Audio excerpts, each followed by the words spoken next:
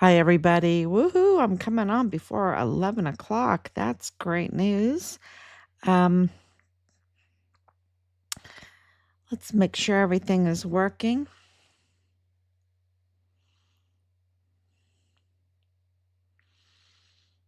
Sometimes it takes a minute. Yep, there it goes. Okay. See if everything is working. Yep. All right. So, yeah, happy Pentecost, right? Happy Pentecost.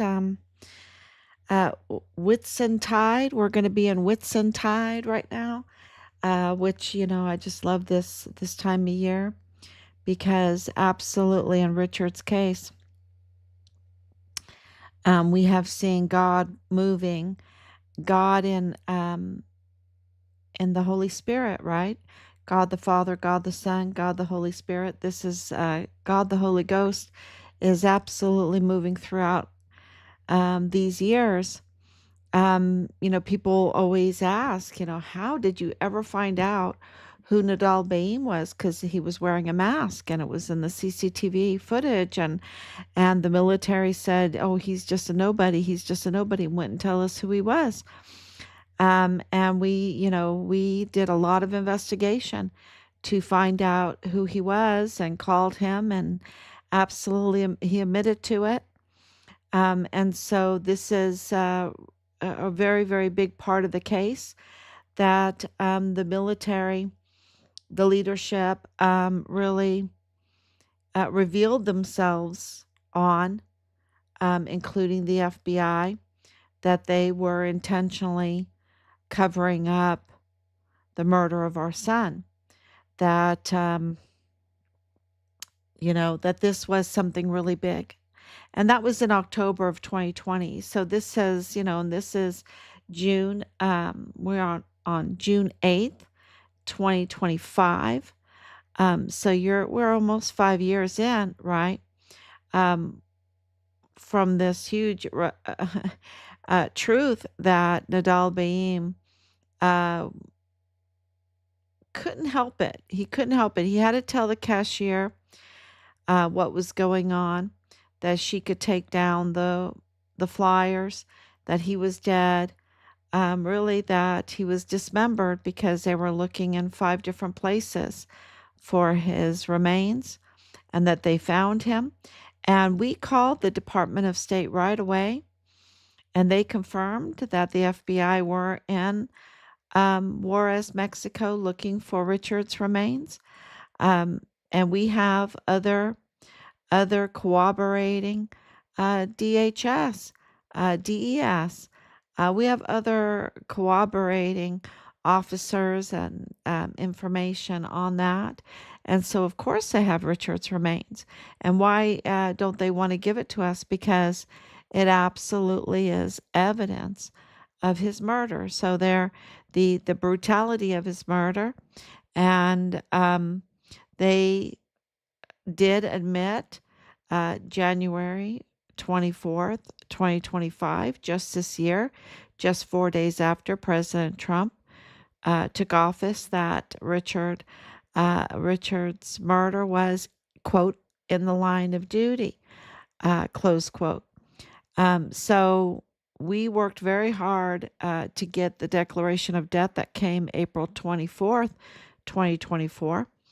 And then the in the line of duty came 4 days after President Trump took office, because this really corroborates and confirms that Richard's murder was a retaliation for being a whistleblower. And we know that he was a whistleblower because we have all kinds of evidence and witness testimony that says so. This is really important because they didn't grab onto that information when it came out, when a witness said it out loud, and then we had another soldier say it out loud, and then of course all the other evidence. They didn't grab onto it, which absolutely revealed again their criminal intention to obstruct justice, to tamper with evidence, to retaliate against whistleblowers, um, intimidate witnesses. Absolutely, it's all happened in this case. So to see, uh, General Taylor try to make an interview statement or whatever, it's so disingenuous. Um, it's so disingenuous. The same thing with Lieutenant General Sean Bernabe is disingenuous. Um, you know, the same thing with Major General Eisenhower. All of them have been shown and revealed to be enemies of this country, absolutely enemies of this country. I mean, treasonous, and the soldiers know it. That's why we had millions of views on those posts. On those posts is where we got the millions of views, because the soldiers know it. There's so many victims, y'all. And so Richard's case absolutely is dear to their heart. They're focusing on it. They want to know if there's going to be justice, because how far we've come, how far we've come. It's amazing to them. I cannot tell you the wonderful communications that we have gotten. They're just, praying. They're all praying that we get justice, because we've come so far in exposing these bad actors that call themselves generals. They need to be taken out of those uniforms. And these are the generals, and I can tell you this right now, that Sean Bernabe absolutely was engaged in with Mealy. Mealy was mutinous. He was absolutely leading the mutinous charge against President Trump. It was very clear at the time, during his time during the first Trump administration, and he was treasonous because he called the CCP, and the CCP, and said he was going to really be like a spy. If anything was ordered, that he would call him up, and he would be the first to know. He would absolutely know what's coming from our president of the United States, which is absolutely treason. And, you kind of even see this with the riots. Everybody is tuned in, not everybody, but a lot of people are tuned in with what's going on in San Francisco. No, Los Angeles, sorry, Los Angeles. But it could seep over, it could seep over um, in Los Angeles, that there are riots, and these riots, to me, my opinion, and I'm allowed to have my opinion, I think that they are absolutely funded, that are absolutely orchestrated, that they are absolutely a diversion, again, like the Walmart mass shooting. They want you to take your eyes off of Fort Bliss, take your eyes off of El Paso, take your eyes off of the investigations that are going on in Trump's second administration. And so they're diverting your attention to Los Angeles, where they have control of officials, so that they could pull this off. Just like in El Paso, they had Michael Mayella, they had DA Jaime Esparza, they had the unqualified chief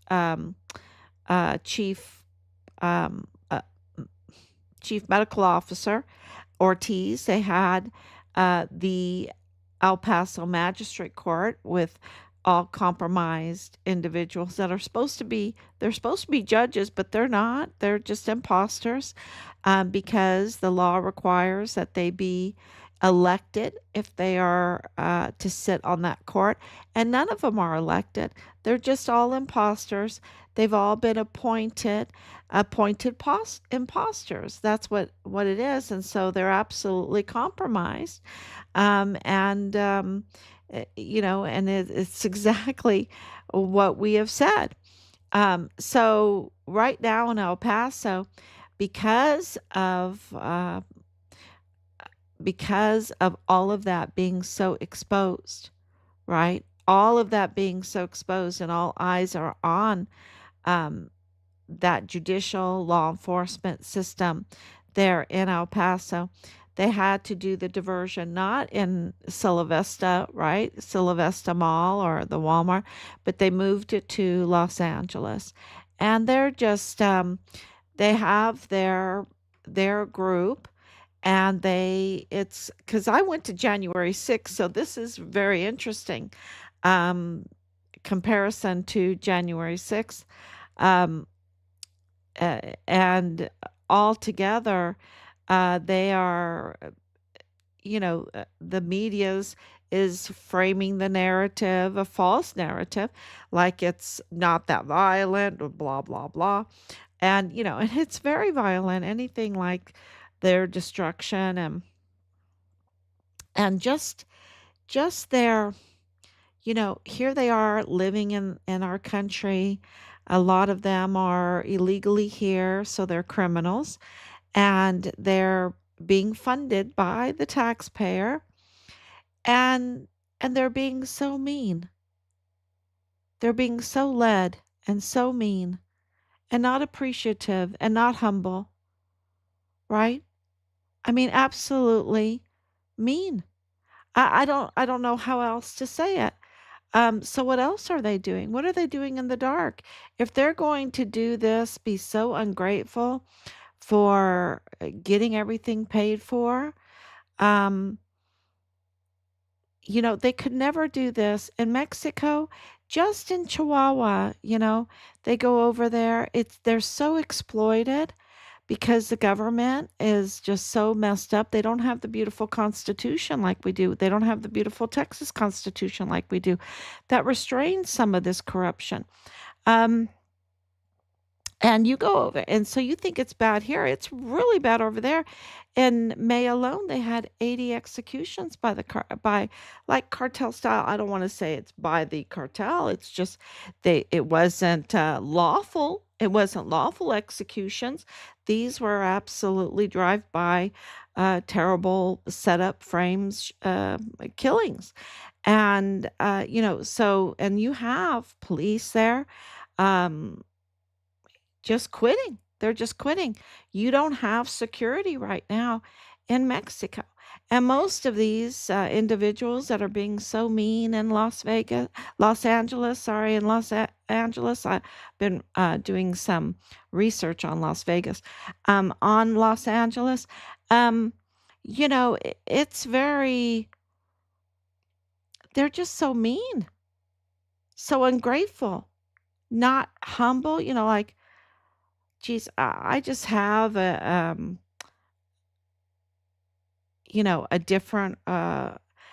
different law order, I guess. Like, if someone's giving me something and I'm living here illegally and they're letting me leave, because in California, they're just letting them do that and letting them exploit the taxpayers.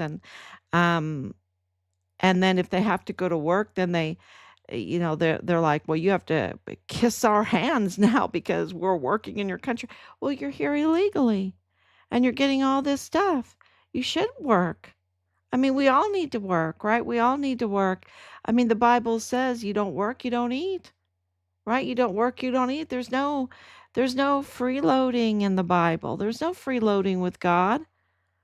You know, it's like, no, uh, I mean, he's all merciful, right? But no, he wants you to work. No lazy bones in the Bible. You need to work. And so it's not like um they can judge Americans, not that Americans, we don't have any issues that we need to work on. Every country has issues we need to work on, but they're here illegally. So why are they even pointing out any of our problems? They're here illegally and they're getting all of this money. I mean, you wouldn't believe what Leilani Hart gets, and she has absolutely immigration problems. And that's what I really want to talk about today is Leilani Hart. She's so ungrateful and so mean. She comes, exploits this country, absolutely is a criminal, convicted criminal, allowed to stay even with her immigration problems, and just exploits, exploits, exploits. And then, we're supposed to be grateful that she's a convicted criminal, that she's exploiting and she has attitude and she's mean and she's allowing her family to engage in the worst type of crimes against children. And she's not even reporting on it against each other, the worst kind of crimes, and all, vile and vulgar kind of crimes, vile and vulgar kind of crimes, between the brothers and between the father and the brothers and then with children and then filming the children and you know or having those kind of films, being in possession with those kind of films, and then illegal weapons purchasing, like the laws don't apply to them. And she doesn't have to pay taxes. She gets everything paid for. I mean, thousands of dollars a month she gets. And and and what does she do? Participate. I mean, she's the prime suspect in Richard's murder case. She's a prime suspect. She's uh, tampering with CID files. She's making El Paso a worse place. Not even trying to give back, just trying to make it a worse place and target Richard, target our family, bully. And who else has she done that to? I mean, I haven't heard one nice thing about her. Just absolute viciousness, absolute viciousness. And she has this long criminal history that goes all the way back before Richard even was born. And she's allowed to stay in this country and she has immigration issues. And then she gets all this money and then she's not even grateful. She's mean. She's mean and she's mad and she's mean. It's like,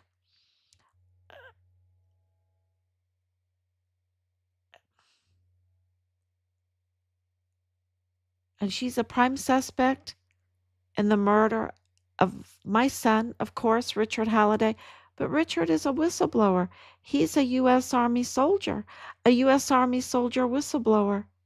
She's a prime suspect. And see how far it came? They didn't nip it in the bud, and it went far and far and far. And in July 22nd of 2020, she, which really tells me, when was Richard murdered? Because July 22nd, 2020, she was so nervous that she had to confess. She's a mean person. Something really had to have gone wrong and made her lose her mind for her to sign that affidavit and confess, tell what her family was up to, the vile and vulgar crimes, the worst type of crimes against children and each other, right?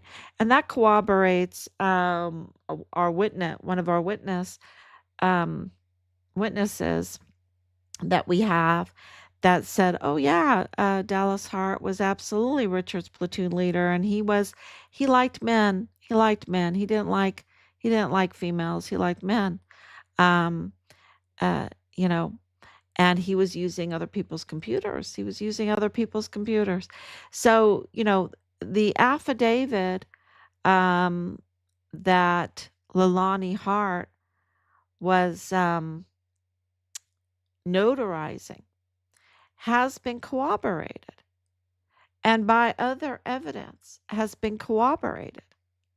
And for the military leadership not to tell us that Richard's platoon leader, who is a prime suspect in Richard's murder, um, had been implicated by his mother of the worst type of crimes.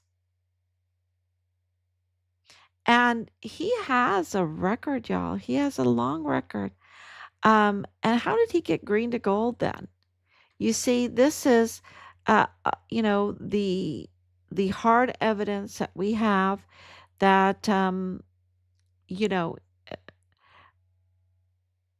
well, they were in possession with films with children. I just feel like on Fort Bliss there was a Epstein, like an Epstein kind of figure, because they were absolutely, I don't know how many times I was told, and about the compromising of soldiers and all of the filming of vile and vulgar illegal behavior, um, that was used to compromise and blackmail, any of these soldiers, to allow the criminal trafficking to operate with impunity, to allow the criminal trafficking to operate with impunity, and to allow all the fishy business with all of these contracts, these multi-million dollar contracts with the military. And so that is really, that's uh, that's a hunt. That's a hunt. Um, so it's really getting to, um, the understanding for everybody. It's becoming very clear what the motives were. The motives were illegal activity to get, these huge contracts, and to also operate their criminal trafficking, be it substances, be it um, human, be it children, uh, oh, human meaning children, or, I was thinking about the females, and, all the weapons, all the equipment, all the vehicles, even. We even have been told that they were even trafficking Humvees, that they could absolutely, with tips of their fingers on computers, they could tamper with inventories, right? So, and we know that there was a lot of fishy business going on because the Afghanistan withdrawal absolutely corroborated what we were being told, that, you know, we when Mealy was telling President Trump that we can't bring home all of the equipment, meaning vehicles and helicopters and night vision goggles, a technology that they didn't have, that we had. Nobody had it. We had it. Um, and they left that there for them to reverse technology, reverse study. Um, it's, and then all the other equipment and guns, all the guns and all the hand grenades and all the C4. Yeah, I can't even tell you all the information that's coming out. It makes you want to throw up because of all of the fraud, waste, and abuse, the absolute grand theft larceny that they were doing, and then cooking the books. And so for for Fort Bliss, in order to do all of that, you had to really compromise everybody. And so, that's where I'm thinking that there's an Epstein like figure on Fort Bliss, that there is like an Epstein like figure. Wouldn't it be something if it was Leilani Hart? It would be something if it was Leilani Hart. Um, yeah, but like a P. Diddy kind of figure, and everything. Because I'm telling you, the testimonies, like with Teresa Chavez, no, Teresa Chavira is just, like one of the latest that we got information from, that, she was, um, yeah, she was pretty popular. She was pretty popular, and even popular with Jesus Eddie. Eddie Nieto. She was pretty popular.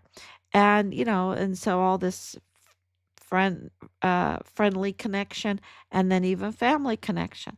And then, of course, we got all kinds of stories on Leilani Hart. I can't even tell you. It's like, wow, wow, she's the friendliest of them all. She's the friendliest, and Kyla Cardona, um, with I like crack. I mean, the theme is just always is the same thing. Compromise these people and then exploit them. Compromise and exploit, compromise and exploit, and steal the hell out of everything, right? Just it's just the Ten Commandments are being really proven to be the way to go, right? And they just violate, they just use it's just the old playbook, right? And you understand why it didn't take God a lot of commandments, just 10 commandments, pretty easy. I mean, there's 413 laws, right? Because a lot of them are case laws, but they're under the 10 commandments. And of course, the 10 commandments are under the two commandments. And, so they're very easy to learn, right? I mean, it's not like you have buildings and buildings and buildings upon laws. It's very simple because the playbook is always the same way: compromise, exploit, and steal the hell out of everything. Take it. Wealth comes in only like three ways, I think. You either steal it, you either inherit it, or you earn it, right? You either steal it, you inherit it, or you earn it. And it seems like the military with this law enforcement group with Bob Moore's group. It's really Moore's group of El Paso, and it's a hunt that like to manipulate and in order to legally they want to legally steal. They want to legally steal, and they legally steal, but they just can't help it. They're still involved with all this unlawful activity, right?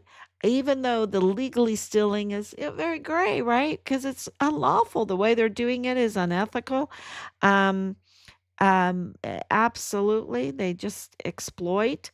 Um, but they also absolutely can't help themselves. They're just so degenerate that they uh, uh, participate in the criminal trafficking, and also that they have to cover up that they are part of this criminal group.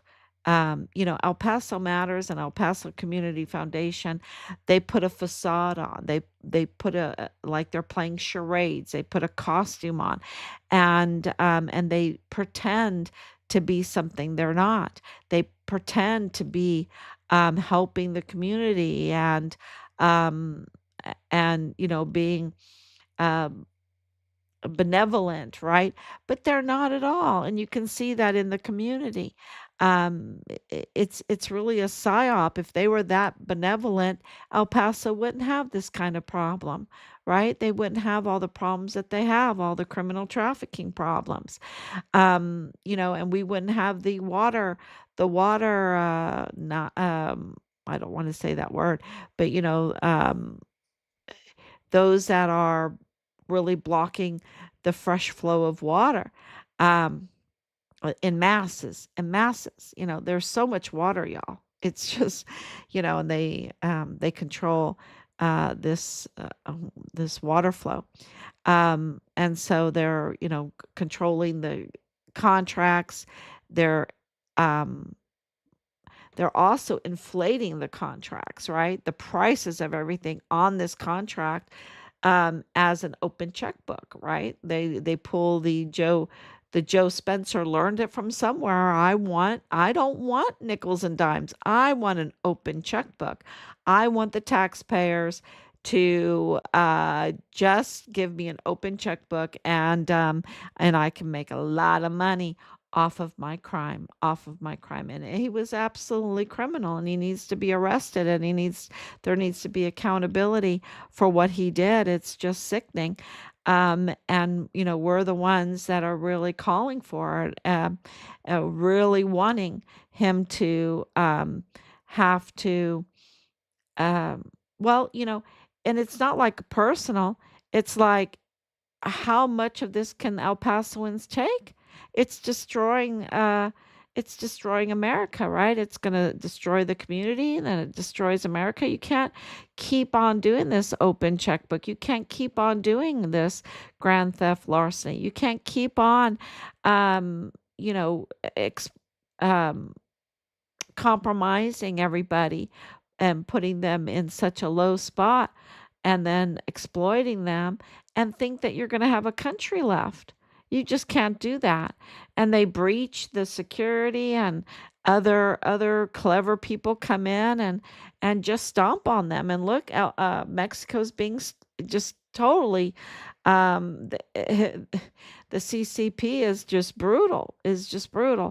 And so and then we have those that are coming into this country illegally, not even being grateful, not even being grateful for all of its wealth. And so, that's another thing to deal with on top of the injustices going on in El Paso. And why is there injustice? Well, there's not even a DA there. There's the medical examiner is a fake. The DA is a fake. The El Paso um, magistrate court is fake. I mean, the court itself is not fake, but the individuals are imposters. They're fake. And there's just so much fakeness, right? Like Chavira is fake. Manuel Chavira, the El Paso ISD, he got that position. He got that position with he. I don't know how he can look his men in the eyes straight because they all know what a fraud he is, right? He didn't even have a peace officer's license when he took that position.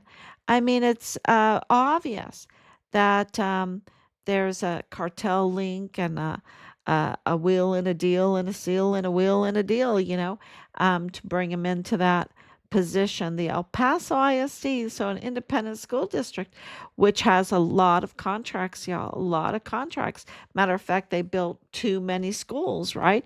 And so many schools, they had to go over with fancy buses and pick up Mexican students to bring them over to El Paso to put them in the schools. I mean, this is why there's so many school shutdowns right now because the border is secure. They're not allowing this children transfer, and so the schools are not needed. But the taxpayers are still paying for all the bonds it took to build it. So that just displays another point that we're trying to make that El Pasoans were being exploited, and of course with Fort Bliss. The same game. The Fort Bliss was being exploited, and you have the generals in on it because there's no other explanation for their lack of patriot, their lack of duty, for their lack of duty. They're in on it. They're in on the exploitation of our military. They're in on um, targeting and compromising our soldiers so that there's no whistleblowers. And that Richard, that he became a whistleblower, was really an amazing feat because they couldn't compromise him. They couldn't compromise him. Even their fake stories to try to compromise him are so fake. They're so fake. They're like, really? You guys can't even come up with anything better. And of course, because they're not used to it, they can compromise these soldiers so easy, which is really sad. Um, but that's what we were told. But with Richard, they couldn't. They couldn't. He was he's a hero. He's an absolute hero. And uh, so, they just didn't know how to cover this up. It got so messy, so obvious. Um, but they got rid of him. They didn't think that he had any. You see, I'm not a micromanager. I'm not a, believe it or not, I'm not a micromanager, and I trust my children. And Richard is a man. I know the definition of a man, and I know the definition of a woman. And I raised my sons to be men, strong men, and loyal men, and self controlled men, and men that respect women. And I trust them. I don't have to micromanage them. I trust I trust absolutely. They're magnificent. And what do you do anyway when they're all grown up and they have their lives? They've got to make their way then. And sure, they're going to make a mistake. Who hasn't? Who hasn't, right? And so, with Richard, it was like they were telling me all this stuff, and I'm like, oh, you guys are absolutely insane. Who cares? Where is he? We can deal with all of that later if you just tell me where he is. We got to find him. We're talking about his life, his breath. And something is really stinky here, and I think there's foul play. We thought there was foul play from the very beginning. And it was just an absolutely horrible thing because they knew it, and we know now that they knew it, and we know that Bob Moore knew it, that Bob Moore even targeted Richard because of his whistleblowing and did not report on his whistleblowing, what was going on Fort Bliss. He's just such a scoundrel. He's been in on it from the very beginning. And that's why he can't report on anything on Richard that's trustworthy because he was in on it. He's part of the criminal group that targeted Richard. He didn't report on Leilani Hart's July 22nd, 2020 affidavit that is just like wowzer. It's kind of like the country didn't want to report on Hunter Biden's laptop. I mean, that's a comparison of her affidavit. I mean, it was explosive. It is explosive, and we have it. We have the file numbers. And Bob Moore didn't want to report on it, and yet he was in constant uh, uh, um, connection with her because then he fabricated with her some kind of uh, absolutely insane false story and used her, a convicted criminal, with a July 22, 2020. So just in that same period, the most explosive affidavit. I mean, how stupid, he's just, uh, how much, he doesn't have any credibility left. He doesn't have any credibility left at all. He's a total criminal. Using Leilani Hart, convicted criminal, Dallas Hart's mother, and they're all connected family wise.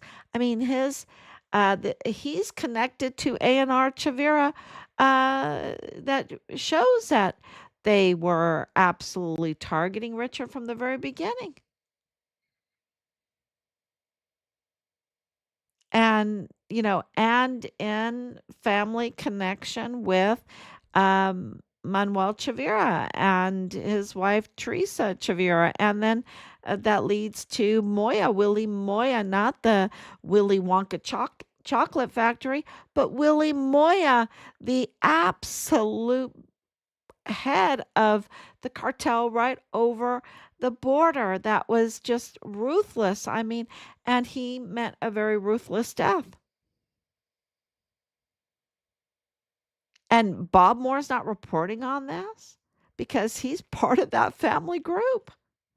He's part of the family with Chavira, with Willie Moya, with Arturo Alba, with Texas Ranger, who just happened to be the one that was assigned to our case, Gustavo Sanchez.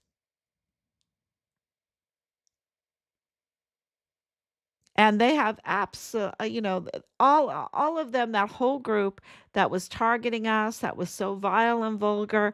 They are all Bob Moore's group, and Veronica Escobar, of course, is part of Bob Moore's group with Bill Hicks, and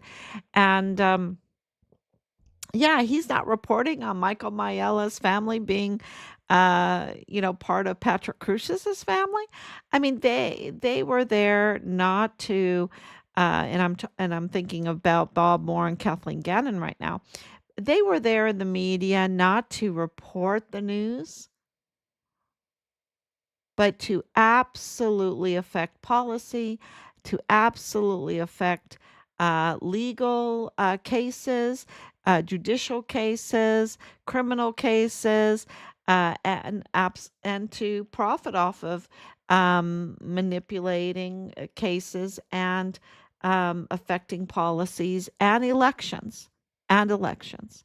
That's what they were there. They were totally, and they did it with a 501c3. I mean, that's what I'm saying. They're just mean. They don't even want to pay taxes on their crime. They, on their con job crime. They're just mean. They just want to exploit as much as they can and be so ungrateful. Be so ungrateful. So, it's all coming together. We've had enough for a long time, but, we'll keep on going to get more and more and more. And there's clarity with this. And I think people are starting to understand it because they're seeing what's happening in Los Angeles. And Los Angeles is a diversion. It's really happening. It's really awful. It's very terrible.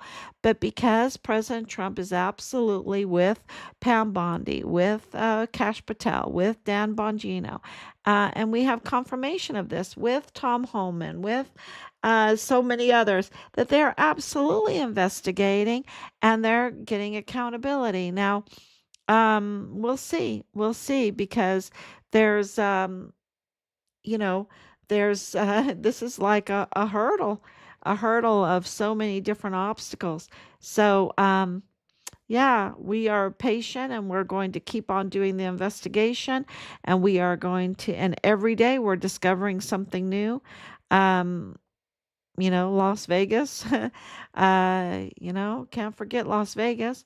And so, this was a motherload of crimes and we're going through it. The Chavira auto group is one of them.